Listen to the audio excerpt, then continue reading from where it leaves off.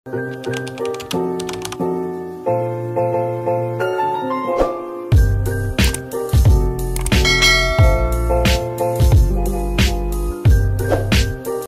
guys! Welcome back to my channel.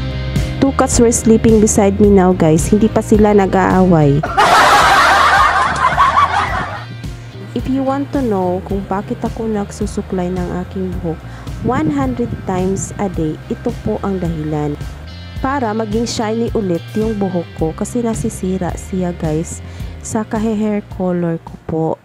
Because way back in my elementary days, we have a competition kung sino ang pinakamaganda na buhok, pinakamataas, pinaka-shiny, yun po. And I was one of those na pinakamagandang buhok. Because I use Lauat as a conditioner. Kasi noong una wala pa yung mga conditioner ng mga keratin. Ngayon wala pa yun guys. Hindi pa yun nadidiscover. Mga ano lang po. Mga cream silk. Meron ng cream silk noon.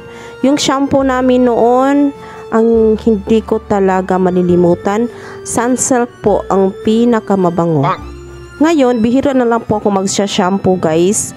3 times a week lang po kasi masisira po ang buhok if you are going to shampoo your hair every day.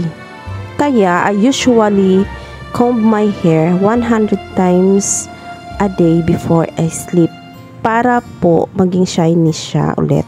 Hindi naman po ako napapagod while doing that kasi maraming pumapasok sa isipan ko thinking about for my next vlog. If you know your priorities, hindi kayo napapagod kahit everyday mo pa yan inulit-ulit na ginagawa.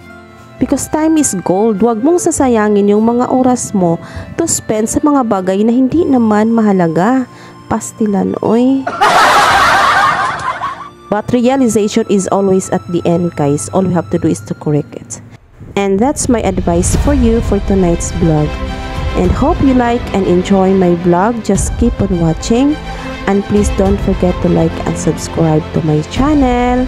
Thanks for watching. Bye-bye.